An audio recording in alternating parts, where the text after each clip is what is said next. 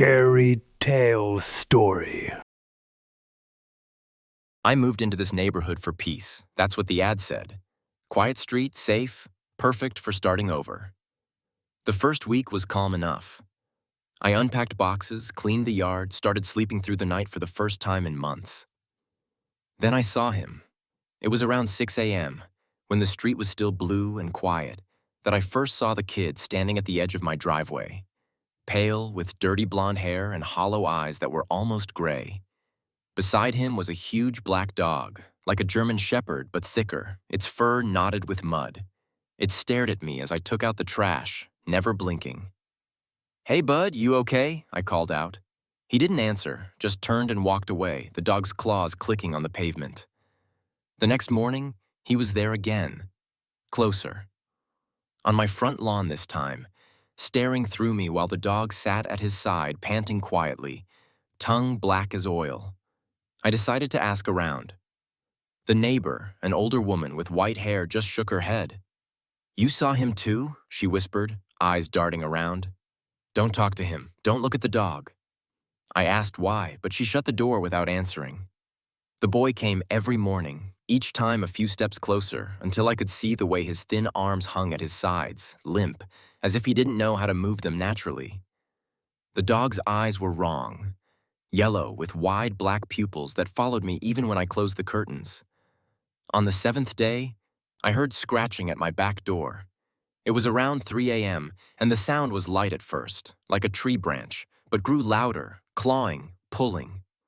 I looked through the peephole and saw nothing. When I opened the door, the boy was there, right on my porch.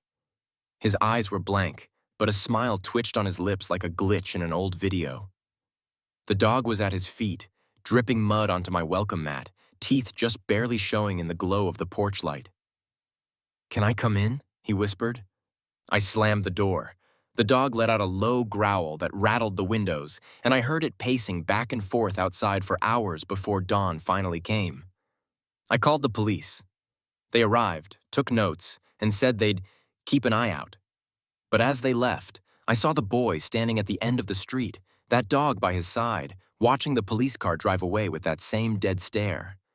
That night, I heard the dog howling outside my window. It wasn't a normal howl. It was low, vibrating, with a strange rhythm like breathing layered beneath it. When I peeked through the blinds, I saw the boy crouched in my yard, digging with his bare hands while the dog circled him.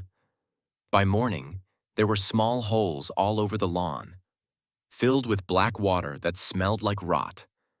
I started locking every door, every window, keeping the lights on all night. It didn't matter. I'd see the boy standing across the street when I took out the trash. I'd see the dog's reflection in the dark screen of my TV, even when the room was empty. But last night, it got worse. I woke to the sound of footsteps in the hallway. Small, barefoot steps padding slowly, stopping just outside my bedroom door. The dog's claws followed, clicking softly. I held my breath as the doorknob turned, inch by inch, squeaking.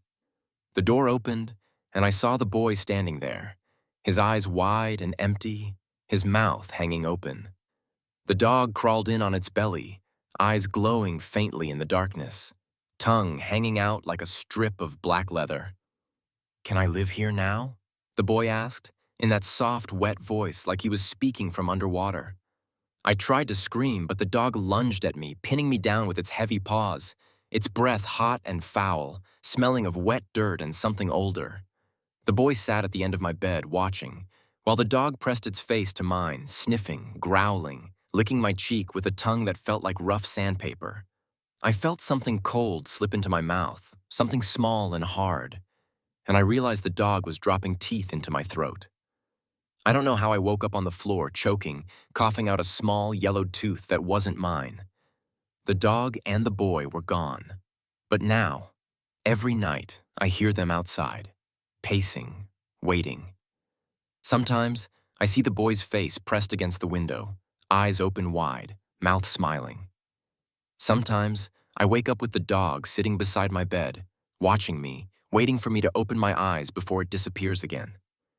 And sometimes, when I look in the mirror, I see something moving behind me. A small, pale shape, and a pair of yellow eyes that blink slowly, patiently, waiting for me to stop fighting so they can move in and I can stop pretending this house was ever really mine.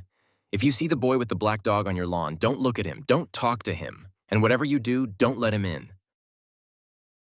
Like and subscribe to Scary Tales Story for more horror tales that will haunt your dreams and keep you checking the shadows.